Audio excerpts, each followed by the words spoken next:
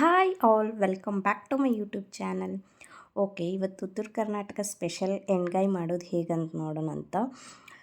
ಅದಕ್ಕೆ ಏನೇನು ಬೇಕು ಅಂತ ಹೇಳಿದ್ರೆ ಬದನೆಕಾಯಿ, ಉಳ್ಳಾಗಡ್ಡಿ, ಟೊಮ್ಯಾಟೊ, ಮೆಣಸಿನ್ಕಾಯಿ, ಕೊತ್ತಂಬರಿ, ಅಲ್ಲ, ಆಮೇಲೆ ಬೆಳ್ಳುಳ್ಳಿ.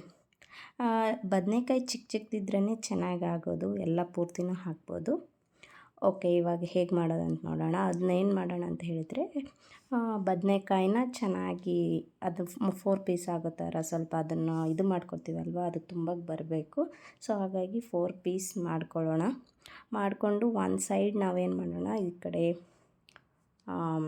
ಶೇಂಗಾ ಅದು ಹುರ್ಕೊಳ್ಳೋಣ ಮೀಡಿಯಮ್ ಫ್ಲೇಮಲ್ಲಿ. ಅದು ಸ್ವಲ್ಪ ಫುಲ್ ರೋಸ್ಟ್ ಆಗಬಾರ್ದು, ಸ್ವಲ್ಪ ಮೀಡಿಯಮ್ ಇದ್ರೇ ಚೆನ್ನಾಗಾಗುತ್ತೆ. ಸೊ ನೋಡಿ, ಈ ಥರ ಬೆಂದಿದೆ ಇವಾಗ. ಸೊ ಆಮೇಲೆ ಏನು ಮಾಡೋಣ ಅಂತ ಹೇಳಿದ್ರೆ, ಎಲ್ಲನೂ ಗ್ರೈಂಡ್ ಮಾಡೋಣ. ಗ್ರೈಂಡ್ ಮಾಡಿಬಿಟ್ಟು ಅದು ಫುಲ್ ಪೇಸ್ಟ್ ಆಗೋ ಥರ ಗ್ರೈಂಡ್ ಮಾಡ್ಕೊಬೇಕು. ಸೊ ಅದಕ್ಕಿವಾಗ ಬೆಳ್ಳುಳ್ಳಿ,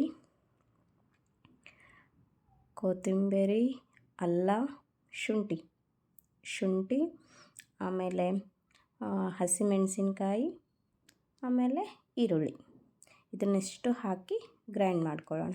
ಹಸಿಮೆಣಸಿನ್ಕಾಯಿ ನಮ್ಗೆ ಎಷ್ಟು ಬೇಕೋ ಅಷ್ಟು ಹಾಕ್ಕೊಬೋದು, ಯಾಕಂದರೆ ನಾನು ಆಮೇಲೆ ಖಾರನೂ ಹಾಕ್ತೀನಿ. ಸೊ ಅದಕ್ಕಾಗಿ ಸುಮ್ಮನೆ ಟೇಸ್ಟ್ಗಿರಲಿ ಅಂತ ಹಾಕ್ತೀನಿ ಅಷ್ಟೇ.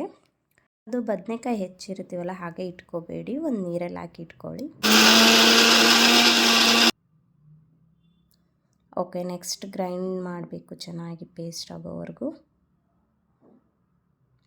ನೋಡಿ, ಈ ಥರ ಪೇಸ್ಟು ಸ್ವಲ್ಪ ಫುಲ್ಲಾದರೂ ಇರಲಿ, ಸ್ವಲ್ಪ ಇದಾದರೂ ಇದ್ರೂ ಹಿಡಿಯುತ್ತೆ. ಸೊ ಅದಕ್ಕೆ ಸ್ವಲ್ಪ ಖಾರ,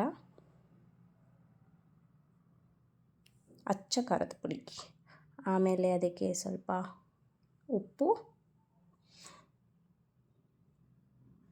ಅರಿಶಿನ. ನೆಕ್ಸ್ಟ್ ನಮ್ಗೆ ಯಾವುದಾದ್ರೂ ಮಸಾಲ ಪೌಡ್ರ್ ಬೇಕಾದರೆ ಅದು ಹಾಕ್ಕೋಬೋದು. ಧನಿಯಾ ಪೌಡರ್, ಜೀರಾ ಪೌಡರ್ ಯಾವುದಾದ್ರೂ ಆ್ಯಡ್ ಮಾಡ್ಕೊಬೋದು.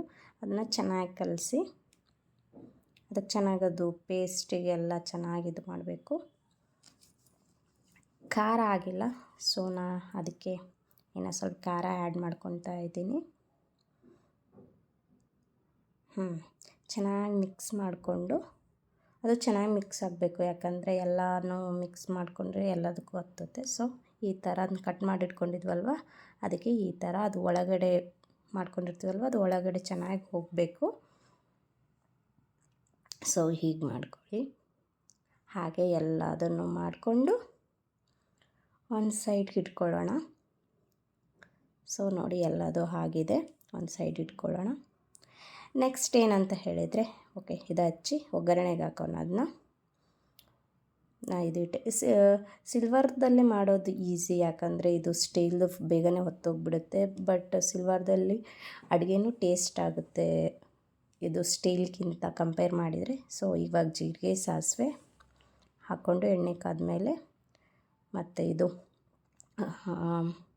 ಕರಿಬೇವು, ನೋಡಿ ಎಣ್ಣೆ ಕಾದ್ಮೇಲೆ ನಾವು ಇದು ಟೊಮೆಟೊ ಹಚ್ಚಿಟ್ಕೊಂಡಿದ್ವಲ್ವ, ಅದನ್ನು ಹಾಕೋಣ. ಚೆನ್ನಾಗಿ ಸ್ವಲ್ಪ ಬೇಯ್ದಮೇಲೆ ಇವನ್ನ ಏನು ಮಾಡಬೇಕು ಅಂದರೆ, ಎಣ್ಣೆಯಲ್ಲೇ ಸ್ವಲ್ಪ ಹೊತ್ತು ಫ್ರೈ ಮಾಡಬೇಕು. ಎಣ್ಗಾಯಿ ಅಂದರೆ ಸ್ವಲ್ಪ ಎಣ್ಣೆನ ಜಾಸ್ತಿ ಹಾಕ್ತಾರೆ, ನಾನು ಹಾಕಿದ್ದೀನಿ. ನೋಡಿ, ನಿಮಗೆ ಇದು ಬಿಟ್ಟಿದ್ದು, ಜಾಸ್ತಿ ತಿನ್ನೋರು ಜಾಸ್ತಿ ಹಾಕ್ಬೋದು, ಎಣ್ಗಾಯಿ ಅಂದ್ರೇ ಜಾಸ್ತಿ ಹಾಕಬೇಕು ನೋಡಿ.